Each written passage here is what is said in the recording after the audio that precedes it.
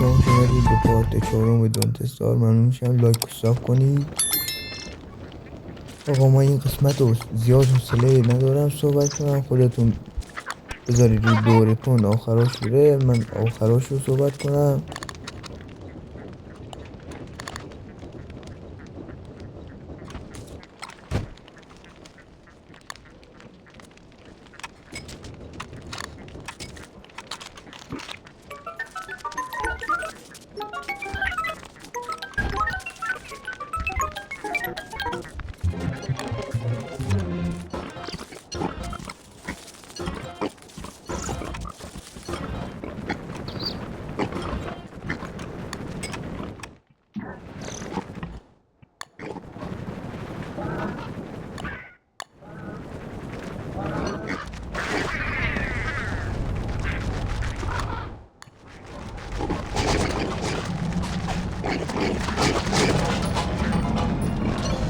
دوستان من اینجا رفته بودم که این گوسفنده رو بزنم ولی گوسفنده باک شده بود و معلوم نمیشد، یعنی من هوا رو میزدم ولی خب آخرش مرد.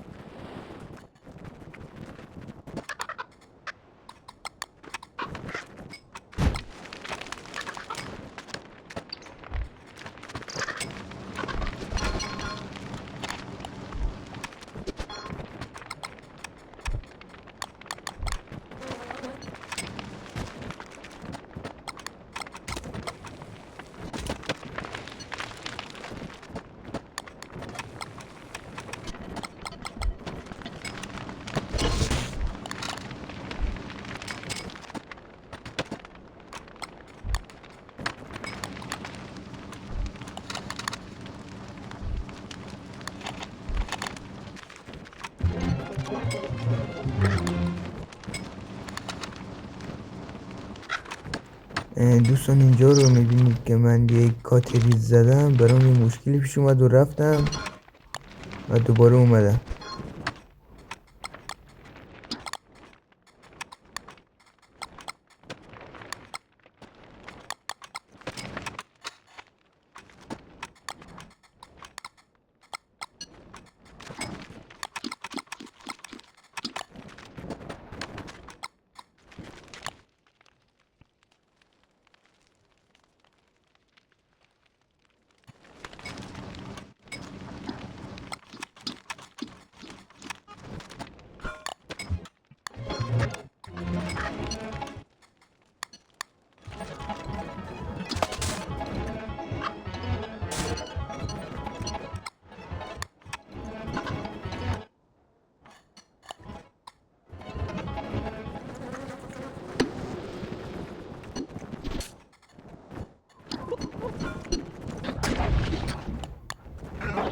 دوستان اینجا رو میبینید خونه مک نمیدونم چیه و با زدنش میتونید یه دونه دندونش رو بگیرید با کلاش که من بچانس بودم و نداد.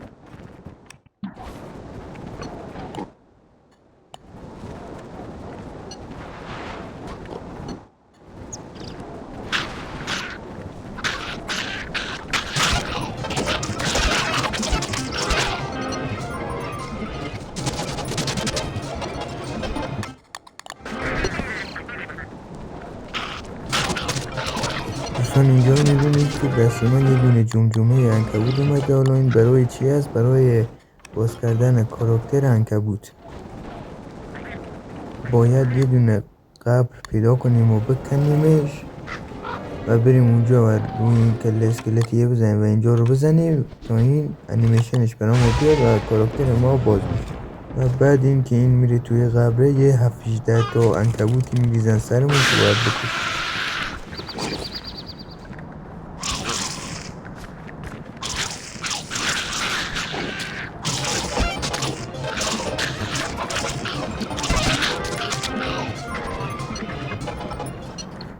اگه توی زمستون خواستید از سرما بمیرید و هیچی نداشتید فقط کافی یه دونه درخت آتیش بزنید، ولی حواستون باشه درخت کنار درخت های دیگه نباشه که کل جنگل رو فنا ندید. این درختی هم که اینجا میبینید بهش میگن درخت زنده که با زدن خودش 2 تا چوب و با کندن ریشه 3 تا چوب میتونید بگیرید.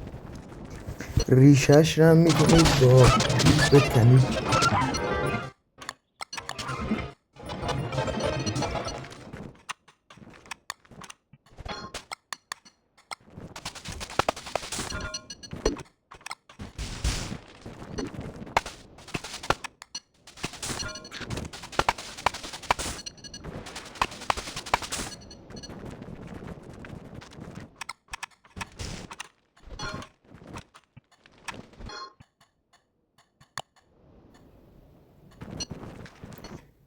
اگه خوششانس باشید یه دونه چوب، یه دونه استخون که بالاست یه چسم هست اینو پیدا کنید، اسم این یارو چستره که بهتون 9 تا اسلاید خاری میده و این چستره هر موقع این ماسک دستتون باشه دنبالتون میاد.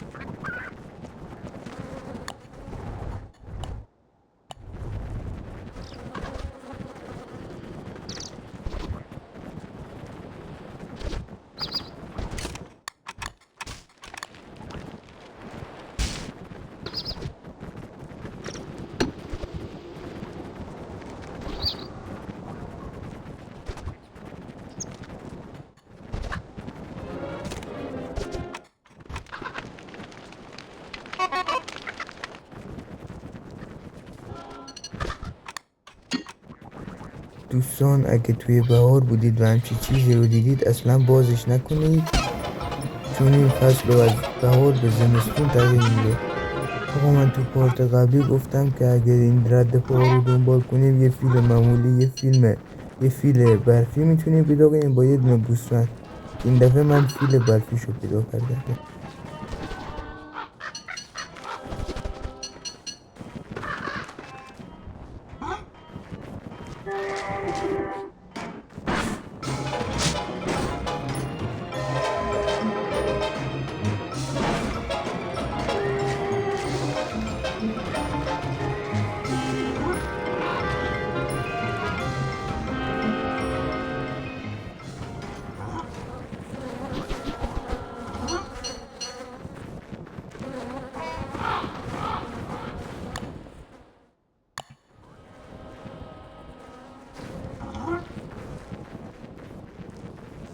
دوستان این کاری که من میکنم شما هیچ موقع انجام ندید.